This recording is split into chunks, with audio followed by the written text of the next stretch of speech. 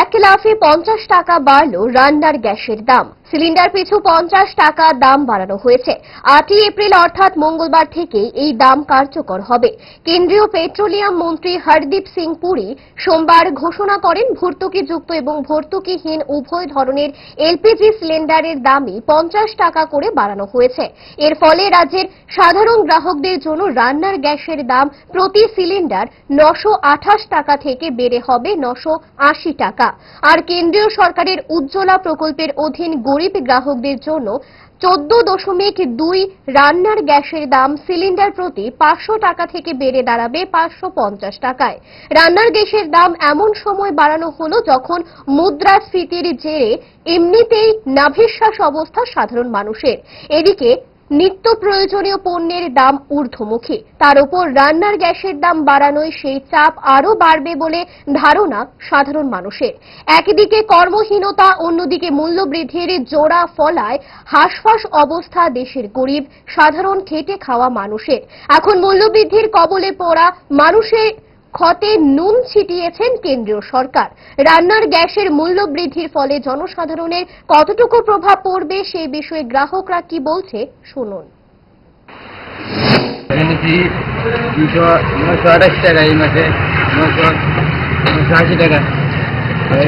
আমরা পাইছি না, হঠাৎ করে দাম বেড়ে গেছে।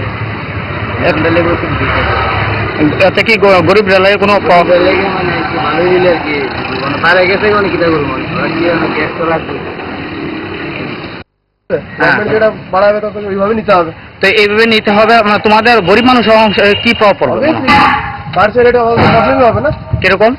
50 টাকা তো কম না, কত হচ্ছে এটা? 50 টাকা অনেক কিছু পারবে। কত হচ্ছে এটা? আচ্ছা, আজকে 50 টাকা আছে, কালকে 80 টাকা। এটা থেকে কি অন্য জিনিসের দাম বাড়তে পারে মনে করো? গ্যাসের থেকে আমার মতো না, পেট্রোল ডিজেলের দাম বাড়লে সব জিনিসের দাম বাড়বে। আচ্ছা, সবাই কিন্তু আন্তর্জাতিক বা সবারই পকেটে এটা কম বেশ, গরিব বলুন, মধ্যবিত্ত বলুন, উচ্চবিত্ত বলুন, সবার পকেটে এটা কম বেশ প্রভাব পড়ছে। যাই হোক, কমলেই ভালো। হঠাৎ করে জানে আমরা এটা গরিবদের উপরে কেমন প্রভাব পড়তে পারে? হ্যাঁ, গরিব মানুষের উপরে তো সবচেয়ে বেশি প্রভাবটা পড়ছে, কারণ তারা দিন আনি দিন খায়। আগে এখনো কর্মসংস্থানেরও একটা দেখছেন সারা ভারতবর্ষে বা পুরা বিশ্বেই একটা মন্দা চলছে। কর্মসংস্থানের একটা সঙ্গে সেইভাবে কর্মসংস্থান হচ্ছে না, কিন্তু এরপরে জিনিসপত্রের দাম কিন্তু নিত্যদিনই বাড়ছে। ইনকাম সোর্সটা কিন্তু সেভাবে বাড়ছে না, যার কারণে কিন্তু সবার উপরই, শুধু গরিব না, গরিব মধ্যবিত্ত বিশেষ করে তারাই সাফার হচ্ছে বেশি। যারা ধনী মানুষ তো তারা তো সাফার হচ্ছে না। 50 টাকা বাড়ছে। আগে কত করে কিনতেন? এখন